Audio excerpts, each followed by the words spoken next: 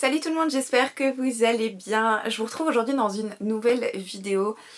Comme vous le savez, la semaine dernière je vous ai sorti du coup le vlog de mon déménagement et j'expliquais que je ne souhaitais pas revenir vraiment comme une fleur et reprendre mon contenu que je faisais avant comme ça, comme si de rien n'était. Du coup dans le même esprit, je m'étais dit que j'allais vous proposer un contenu un peu plus léger aujourd'hui et notamment du coup un tag. Vous le savez, j'ai fait un tag il y a plusieurs années, je crois que c'était il y a 2 ans. Sur mes tarots et mes oracles, donc en gros je répondais à des questions et j'en profitais pour vous les présenter. Je vous le mettrai dans le petit du coup si jamais ça vous intéresse. Et j'avais envie de reprendre à peu près le même esprit, je voulais pas refaire le même tag parce que pour le coup ça n'aurait servi à rien. En revanche, je me suis imaginé moi-même un tag, donc en gros j'ai imaginé des questions, des catégories, des caractéristiques qui pouvaient représenter mes oracles et mes tarots et du coup répondre à ces questions et vous les présenter. En soi ma collection de tarots et d'oracles n'a pas vraiment changé au fil des années. Je me suis séparée de quelques pièces, notamment lorsque j'avais fait un concours sur Instagram après le tri énorme que j'avais fait dans tous mes produits ésotériques. Et après sinon j'ai juste racheté 2 ou 3 tarots etc. au fil du temps. Donc en soi la collection elle est pas bien différente de la dernière fois lorsque je vous l'avais présentée. Il y a un truc qui change pas, c'est que mes tarots et mes oracles sont toujours rangés dans ce petit coffre. Enfin petit, le truc fait la taille de ma tête. Voilà. Je vous propose que l'on commence tout de suite. Alors du coup la première question c'est ton premier oracle et ça a pas changé, je vous l'avais déjà présenté à l'époque. C'est donc celui-ci, l'œil de lotus que j'avais acheté dans la boutique ésotérique dans laquelle j'allais à Lyon à l'époque. Aujourd'hui le paquet est clairement en train de décéder, d'ailleurs je crois qu'il me manque des cartes. Il me manque même, vous savez, le petit livret explicatif pour interpréter les cartes, etc. Je le conserve parce que c'est mon tout premier et que clairement il a une énorme valeur sentimentale. C'est avec ce jeu que j'ai commencé à tirer les cartes véritablement et je l'ai vraiment beaucoup aimé au début parce que je le trouvais très très clair et vraiment très facile à comprendre. Donc voilà.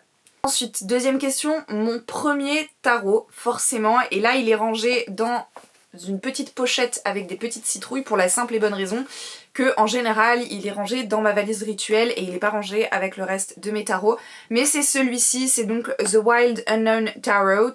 Ils ont fait une version française il y a quelques années et je sais plus du tout le nom de la version française, je vous l'écrirai quelque part. Moi j'avais acheté la version anglaise parce que je voulais pas attendre qu'il soit traduit, clairement. Mais c'est un tarot que j'affectionne énormément parce que j'adore le design de ce tarot.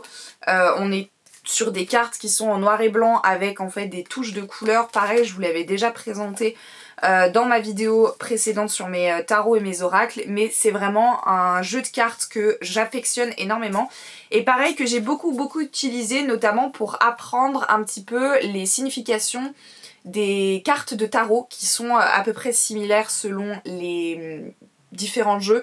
Après ça dépend quel type de tarot vous avez. Un tarot inspiré du tarot de Marseille, le Rider-Waite, etc. etc. Mais voilà, c'est vraiment un tarot que j'affectionne beaucoup et je vous le conseille pour débuter parce que pour le coup il est vraiment hyper facile à comprendre quand même. Vous avez un petit livret explicatif, donc moi pareil il est en anglais. Mais dans la version française il est logiquement en français. Et dans le petit livret explicatif c'est vraiment je trouve bien expliqué. Je vais vous montrer l'intérieur par rapport à une carte. On vous propose comme dans beaucoup de livrets explicatifs des idées de tirage. Et voilà, donc vous avez le dessin de la carte, vous avez les explications et en fait ce que j'aime beaucoup c'est que vous avez des mots-clés en fait que vous allez retrouver juste en dessous du nom de la carte pour vous permettre de comprendre plus facilement en un mot véritablement ce que veut dire la carte. La troisième question c'est le plus utilisé, donc que ce soit oracle ou tarot confondu, et moi clairement c'est mon oracle d'Halloween. Donc c'est celui-ci, pareil, vous avez probablement déjà dû le voir que ce soit sur ma chaîne ou sur Instagram parce que je l'ai vraiment beaucoup utilisé. Pareil, c'est un oracle que j'affectionne énormément. C'est celui que j'ai le plus utilisé une fois qu'en fait celui-ci a commencé à rendre l'âme. Et je l'utilisais notamment pour mon anniversaire quand je faisais mes soirées Halloween. Je tirais les cartes pour mes proches et je l'utilisais parce que de la même manière que l'oracle de l'œil du lotus, je trouve qu'en fait il est très clair, ce qui permet aussi à la personne d'en face de comprendre assez facilement via le tirage ce qu'il en est, sans forcément que nous on ait besoin d'expliquer. Alors c'est toujours important d'avoir une explication derrière du tireur de cartes pour approfondir le sujet, mais ça permet vraiment à la personne d'en face en un coup d'œil en fait de voir ce qu'il en est, donc je le trouve très clair pour ça. Les illustrations sont vraiment très jolies, personnellement j'aime beaucoup. Vous êtes sur une tranche qui est dorée aussi, donc ça j'apprécie énormément. Les images sont très sympas, il y a certaines images que j'affectionne, genre par exemple celle-là là, avec les squelettes, autant il y en a d'autres pour le coup je les trouve moins jolies. Par exemple le loup-garou, je la trouve pas incroyable cette carte. Mais voilà, les cartes aussi sont assez grandes et ça c'est pas très pratique à manier, mais ça reste quand même mon oracle le plus utilisé. Ensuite, la prochaine question c'est ton tarot ou ton oracle le plus beau. Et là clairement il n'y a pas d'hésitation, c'est celui-ci. Donc c'est le tarot de l'illumination vision éthérée de Matt Hughes. Je ne sais plus du tout si celui-ci je vous l'avais déjà présenté par contre sur la chaîne, mais clairement c'est pour moi ma pièce la plus belle dans ma collection. Donc c'est aux éditions Exergue, qui font donc partie des éditions Très Daniel, et on est dans un esprit en fait art nouveau, un peu à la Mucha, ce que j'adore, c'est vraiment mon art préféré. Hop, donc je vous montre un peu les cartes vite fait, mais vous voyez un peu l'esprit. C'est vraiment super beau, j'aime énormément. Il est hyper doux en termes d'apparence. Donc je l'affectionne vraiment beaucoup. J'ai pas eu l'occasion de tirer beaucoup de fois les cartes avec celui-ci, parce que c'est vrai que dès que je veux tirer au tarot, j'ai tendance à partir sur mon Wild Unknown Tarot. Mais celui-ci reste quand même assez agréable puisque je l'ai quand même déjà testé. Je sais que du coup l'artiste donc qui s'appelle Matt Hughes, il a fait plusieurs versions entre guillemets, je crois qu'il y en a un qui a une version un peu lunaire, etc. Ce type a un talent monstre en termes d'illustration, donc ça c'est vraiment cool, et si vous voulez du coup tenter un tarot, ça peut être une bonne idée. Prochaine question, c'est celui qui te réconforte, et c'est sans hésitation mon Moonology. Donc là pareil c'est la version anglaise, mais il existe la version française qui a été traduite il y a quelques années aussi également. Donc c'est de Yasmine Bolland et le travail d'illustration est de Nyx Rowan. Je vous l'avais aussi également présenté, ça j'en suis persuadée, dans ma dernière vidéo sur mes oracles et mes tarots, en vous expliquant que c'est celui en fait, c'est mon oracle doudou.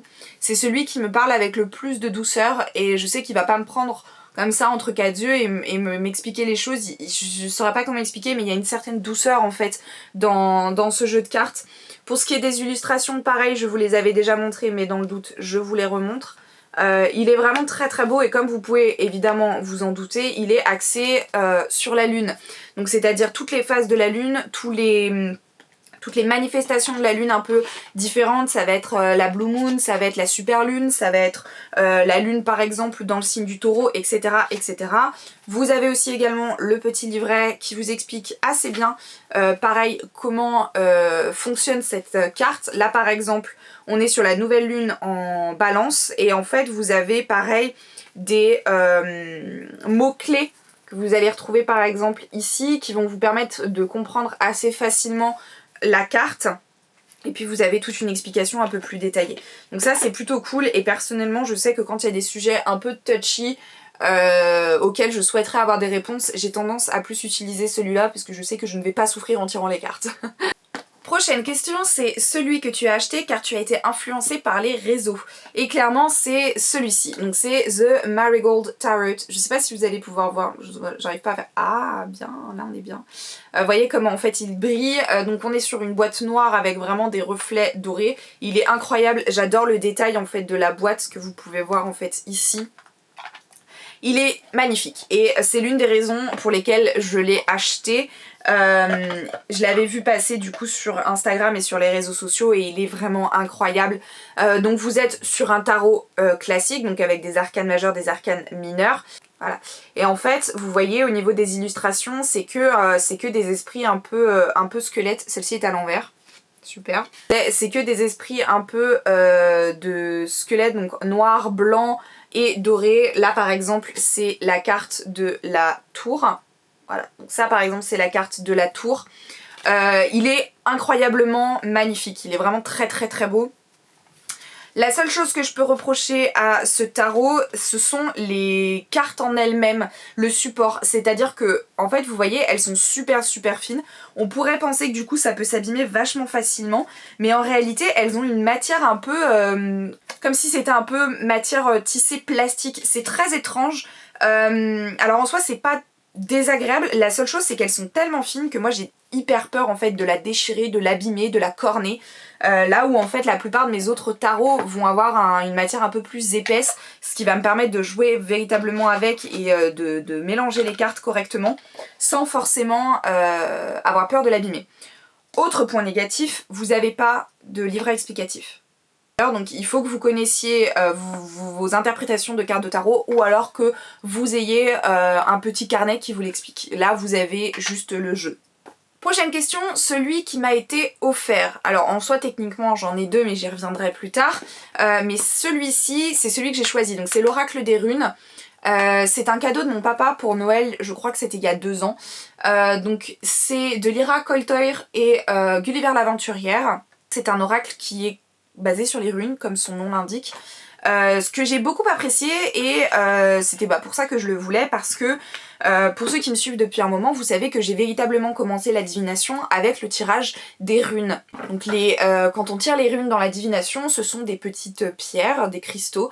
Alors ça peut être n'importe quel cristal, n'importe quel support en soi, mais sur lequel est gravé des runes et chaque rune a une signification, il y a différents tirages qui existent, etc. J'ai commencé la divination avec les runes et du coup avoir un oracle qui me permettait de regrouper les runes, je trouvais ça hyper sympa. Donc du coup je l'avais demandé à Noël et sincèrement je l'aime vraiment beaucoup. Je le trouve très niche parce que du coup je trouve qu'il est hyper clair sincèrement dans sa manière d'interprétation on va dire. Mais par contre le problème c'est qu'effectivement quand vous tirez les cartes en face, la personne ne pourra pas comprendre parce que si on ne connaît pas l'interprétation par exemple de cette rune-ci, donc qui est la guse, je ne sais pas comment ça se prononce, effectivement c'est plus compliqué. Les cartes en elles-mêmes restent très jolies, vous avez donc un petit symbole nordique à l'arrière, je ne sais plus du tout quel est ce symbole. Je m'excuse par avance. Vous avez les tranches qui sont dorées et en fait en soi vous n'avez pas beaucoup de cartes contrairement à beaucoup d'autres oracles ou alors les cartes de tarot en fait, puisque en fait vous n'avez pas 36 runes différentes. Les illustrations restent quand même très jolies, j'aime beaucoup, ça a un côté très enfantin que j'apprécie énormément. Et voilà, je suis très contente en tout cas, je l'attendais avec impatience donc j'étais contente que mon papa me l'offre. Et évidemment vous avez le petit livret explicatif qui est fourni avec parce que là pour le coup effectivement les runes, tout le monde ne connaît pas leurs interprétations.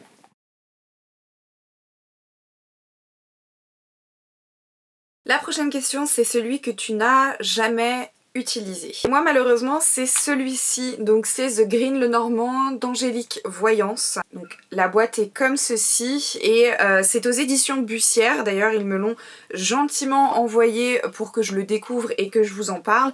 Et il s'avère que je l'ai jamais utilisé. Alors pourquoi déjà je pense qu'il y a une des raisons c'est que j'ai trop d'oracles et de tarot donc voilà. Et en fait surtout le Green Lenormand, et c'est bien expliqué derrière au niveau de la boîte, c'est une adaptation de ce qu'on appelle le Petit Lenormand qui est une catégorie de cartes de divination. Si je ne m'abuse c'est inspiré des cartes de jeux classiques qu'on peut retrouver avec tout ce qui va être trèfle, pique, cœur et carreau etc.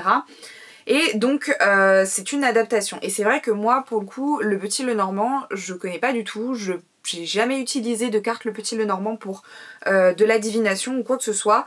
Donc je pense que c'est aussi une des choses qui me freine un peu, on va dire. Et après c'est vrai que les illustrations pour le coup je suis pas hyper fan. En fait il y a des illustrations, on a l'impression que ça va être un mélange entre des photos et des dessins. Donc c'est très étrange, il y en a qui sont vraiment très jolies hein. Celle-ci par exemple elle est vraiment très jolie, franchement il n'y a pas à dire. Mais je sais pas, il y a des fois j'ai l'impression que c'est un mélange entre une photo et un dessin et je sais pas pourquoi mais ça me perturbe un peu. Donc je le garde parce que effectivement j'ai pas envie de rester sur un échec et j'ai bien envie quand même de tester et de voir ce qu'il en est et d'apprendre un petit peu plus justement sur ce Petit Lenormand. Mais voilà, pour l'instant je ne l'ai encore jamais utilisé. Celui que tu regrettes. Et là c'est triste hein. mais c'est celui-là. Donc ça c'est les horoscopes magnétiques d'Isa, donc Isabelle Serre, que vous connaissez probablement parce qu'elle a fait plusieurs oracles, elle a aussi fait un énorme livre que j'ai très envie de m'acheter d'ailleurs qui s'appelle The Lightworker ou quelque chose comme ça. Et ça, du coup, les horoscopes magnétiques, ce sont 4 petites boîtes de cartes divinatoires qui sont associées à des catégories de signes astrologiques. Donc en fait, pour ceux qui s'y connaissent un petit peu en astrologie, il y a 4 grandes familles, on va dire. Vous avez les signes d'eau, les signes d'air, les signes de feu et les signes de terre. En fait, du coup, Isa s'est inspirée de ces 4 familles-là pour créer des cartes divinatoires associées à chaque famille. Ici, par exemple, pour les monarques, ce sont donc les signes d'air. Vous avez donc Gémeaux, Balance et Verseau, et c'est pour ça que je l'ai pris, parce que je suis Balance. Et vous le savez, si vous me suivez depuis un moment, l'astrologie est vraiment quelque chose qui me fascine énormément. Donc j'avais très envie de tester. La boîte se présente comme ceci, hein. Elle est vraiment toute petite, toute mignonne, aimantée. Vous avez les cartes qui sont comme ça, vous avez une tranche dorée, je sais pas si vous verrez, j'arrive pas à capter la lumière, voilà, la dorée qui est très jolie, les illustrations sont vraiment très sympas, etc. La seule chose qui me pose problème entre guillemets et qui fait que je regrette de l'avoir acheté, c'est qu'en fait je sais pas trop comment l'utiliser. Vous avez un petit livret explicatif hein, qui va vous expliquer du coup les histoires des familles d'astrologie d'ailleurs. Je vous disais donc qu'il y a 4 familles, eau, terre, feu et air. Par exemple pour les signes d'eau, Isabelle les a appelés les Atlantes. Pour les signes de terre, les bâtisseurs. Pour les signes de l'air, du coup, comme je vous disais, les monarques. Et pour les signes de feu, les phénix. On va nous parler vite fait un peu d'astrologie, et notamment en fait, par exemple, de signes lunaires, de la position de la lune, de la position, par exemple, de Mars, etc. etc. Et ensuite, on va nous expliquer comment effectuer un tirage. Et je sais pas pourquoi, mais moi, j'y arrive pas. Enfin, c'est pas que j'y arrive pas, hein. Enfin, je suis pas plus bête qu'une autre. Et donc oui, ouais, j'accroche pas vraiment, j'ai du mal en fait à accrocher tout simplement. Donc pareil, je me laisse pas abattre et je le conserve parce que bah, peut-être qu'à un moment donné, je vais réussir à me familiariser un peu avec cette méthode et je vais finir par l'apprécier et voilà. Mais j'ai du mal. Le tarot ou l'oracle pour un travail particulier, et moi personnellement du coup c'est un oracle et c'est celui-ci, donc c'est l'oracle du peuple animal, donc c'est de Arnaud Rioux aux éditions Très Daniel à nouveau. Il me semble que lui je vous l'avais déjà présenté aussi dans ma précédente vidéo sur les tarots et les oracles, mais c'est un oracle que j'apprécie beaucoup, que j'ai depuis un petit moment, je crois qu'il a fait partie de mes premiers. Et donc je l'utilise pour un travail particulier puisqu'en fait je vais l'utiliser dans un travail avec les animaux, ce que j'appelle les animaux guides. Donc pas les animaux totems, les animaux guides. Je vous avais fait une sorte de petit article pour vous expliquer ma vision de la différence entre les animaux totems et les animaux guides. Je vous le mettrai dans la barre de description si jamais ça vous intéresse. Mais voilà, je vous montre les cartes. C'est dans un petit pochon du coup mordoré comme ceci. Les cartes sont très sympas, personnellement j'aime vraiment beaucoup. Donc là par exemple vous avez l'ours, ici vous avez, c'était le bélier, là vous avez le bison. Et en fait moi je l'utilise de la manière suivante, c'est-à-dire que chaque jour je tire une carte au hasard et par exemple là j'ai tiré le colibri et en fait cette carte il va y avoir tout un tas d'informations dessus et notamment des choses sur lesquelles je vais devoir travailler. Et ça, on le sait grâce au livret explicatif. Donc qu'on a juste ici, qui est assez épais d'ailleurs. Et en fait, on apprend au tout début du livret que les cartes sont rangées en 5 catégories, 5 familles. Donc chaque animal est dans une famille. Au niveau des 5 familles, vous avez l'introspection, la posture, la communication, l'action et la transformation. Et ça, c'est dit par un petit symbole que vous allez retrouver en fait justement dans le petit livret et que vous allez également retrouver en haut à droite de la carte. Donc par exemple, juste ici pour le colibri. Et donc si on se réfère à notre petit cahier explicatif, on apprend que le colibri c'est l'action. Donc on va aller retrouver la petite carte du colibri. Donc déjà rien que par la famille en fait de l'animal, on sait à peu près sur quoi on va s'orienter, sur quel travail on va devoir vraiment plus se concentrer. Et donc ensuite vous avez la petite carte, enfin la petite page de la carte. Vous avez des informations sur le colibri, son symbole, sur son apparence. Vous avez des mots-clés, vous avez une signification renversée pour ceux qui travaillent avec des tirages renversés. Vous avez qu'est-ce que ça signifie lorsqu'il apparaît dans le tirage. On vous propose aussi à l'arrière un petit rituel pour vraiment travailler sur cette partie-là dont vous avez besoin de travailler. Et moi, ça va être exclusivement de cette manière que je l'utilise du coup. Prochaine question, c'est celui que j'ai acheté uniquement pour l'esthétique. Bon, pas uniquement évidemment, mais c'est celui-ci. C'est le tarot du bien-être. Donc c'est de Claire Goodchild. Donc c'est aux éditions First Edition. Ça se présente comme ceci, le coffret s'ouvre un peu comme un livre. Et alors j'aime personnellement pas le titre tarot du bien-être, je trouve que ça veut tout et rien dire. Par contre les illustrations sont incroyables. Je suis pas hyper friande d'avoir une énorme collection de tarots parce que je trouve qu'à un moment donné autant les oracles sont bien différents les uns des autres parce que vous avez une interprétation bien différente d'un oracle à un autre oracle, autant d'un tarot à un autre tarot, l'interprétation est pas bien différente. Donc là c'est plus effectivement pour l'esthétique et le comment on appelle ça, et les illustrations en fait. Et croyez-moi, les illustrations sur ces cartes sont vraiment très très belles. Donc vous avez un esprit un peu j'ai tendance à dire en fait cabinet de curiosité, apothicaire. Donc là vous avez par exemple des fioles. Vous avez ici par exemple des ossements, vous avez des crânes comme ceci. On est dans cet esprit-là, le tout entouré un petit peu de petites fleurs, etc. J'adore les illustrations, elles sont vraiment incroyables. Mais voilà, effectivement, j'avais pas forcément besoin d'un tarot en plus, sachant que j'en ai du coup 1, 2 et 3. Je vérifie 4. J'en ai 4, sans compter celui-là. Donc effectivement, j'avais pas forcément besoin d'un tarot en plus. Voilà, il était beau, j'ai été attirée.